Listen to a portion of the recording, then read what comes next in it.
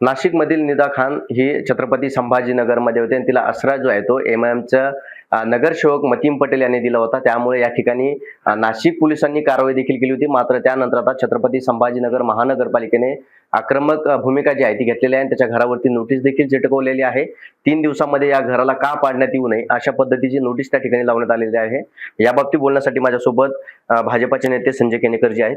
काय सांगाल, त्या ठिकाणी नोटीस लावण्यात आलेली नेमकी काय भूमिका असणार आहे?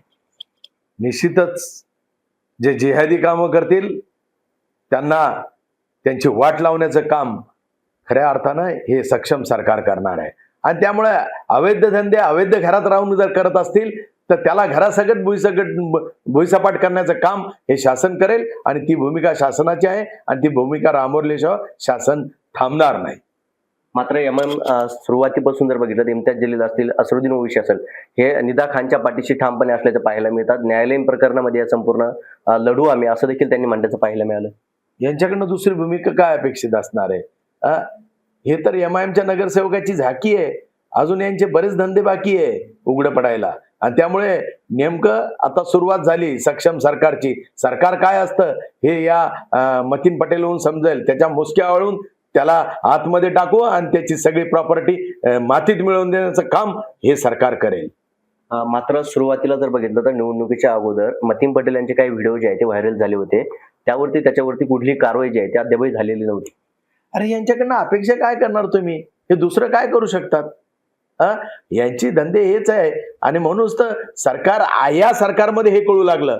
50 वर्षापासून जो मस्ती यांनी माजवली होती ती संपवण्याचं काम खऱ्या अर्थानं हे सरकार करतंय। निश्चितपणे अजून तर लव जिहाद आहे, लँड जिहाद आहे, धर्मांतर ची बळजबरीपणे धर्मांतर आहे, गोमांस तस्करी आहे, हे अजून उघडं पडायचे। एक एक जण बाहेर पडतील, एकाच्या मुसकळ्या आवळल्या जातील, त्या तुम्ही निश्चित राहा। हे सगळं या सरकारमुळे पांघरून फाटलेलं आहे आणि निश्चितपणे आता त्यांना त्यांची जागा दाखवण्याचं काम आम्ही करणार आहोत। भाजपची पुढील भूमिका कशी असेल या संपूर्ण प्रकरणामध्ये? भाजपची भूमिका म्हणजे काय? भाजपची भूमिका स्पष्ट झालेली। यांच्या मुसक्या हावळायचं, जी जिहादी डोके वर काढतील डोके त्यांचं डोकं ठेचल्याशिवाय राहणार नाही। आणि ज्यांचे मनसुबे हिंदू धर्माचं पतन करण्याची भूमिका आहे त्यांना या मातीत गाडल्याशिवाय राहणार नाही।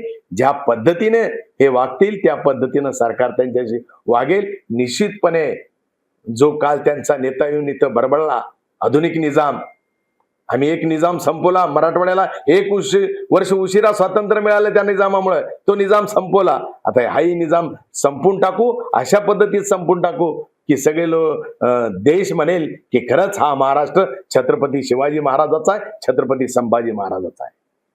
नक्कीच जर पाहायला गेलं ते होते भाजपाचे नेते संजय केनेकरजी। अशा पद्धतीने जो महाराष्ट्रामध्ये डोकं वरती काढेल त्याचं डोकं छेडलं जाईल अशी प्रतिक्रिया जी आहे ती त्यांनी दिलेली आहे। कॅमेरा पर्सन संतोष शिरसाटसह विजय चिडे, छत्रपती संभाजीनगर।